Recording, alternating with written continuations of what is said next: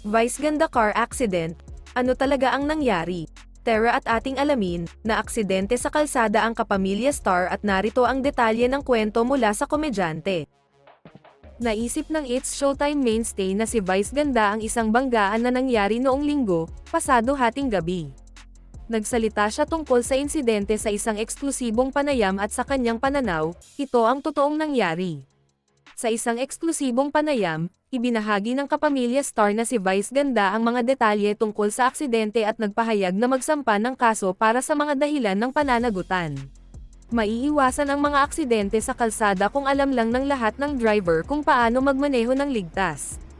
Sa ganitong paraan, maiiwasan din ang pagkawala ng mga buhay at pagkasira ng mga ari-arian. Ayon sa istatistika, libu-libong buhay ang kumikitil kada taon dahil sa mga aksidente sa kalsada. At kamakailan lang, napabalita ang kwento tungkol sa kapamilya star na si Vice Ganda na nabangga ng 4 na kotse. Sana tulungan niyo po yung driver na nakabangga sa amin. Nairaro kami, 4 kaming sasakyan, parang nakatulog yung driver, so wasak na wasak. Ibinahagi ni Vice ang tungkol sa aksidente nang hilingin niya sa serbisyo ng transportasyon at mga kumpanya ng serbisyo ng truck na bigyan ng tulong ang driver.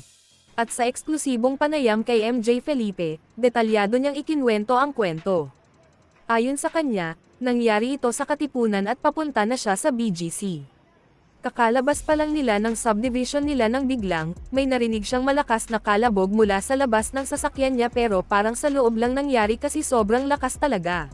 Ang kanyang sasakyan ay ang pangalawa sa 4 na kotse na banggaan.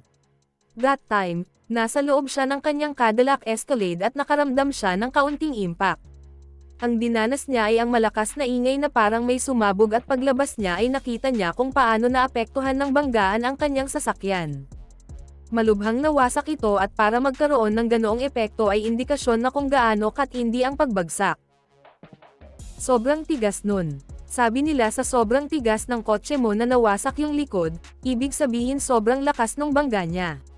At kahit gaano kalakas ang kalabog, nanatili siyang nakaupo sa kanyang upuan. Hindi niya masyadong naramdaman ang impact mula sa loob. Samantala, tulad ng iba pang mga biktima, nagpaplano rin siyang magsampa ng kaso kaugnay ng insidente for accountability purposes. Hindi lang niya maalis ang mga ito matapos ang nangyari base sa interview.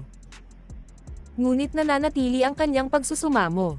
Umaasa siyang matutulungan siya ng kumpanyang pinagtatrabahuhan ng driver dahil bukod sa kanyang sasakyan, may kasama pang 3 sasakyan na kinabibilangan ng isang Mercedes-Benz sports car. At dyan na po nagtatapos guys, maraming salamat sa panonood.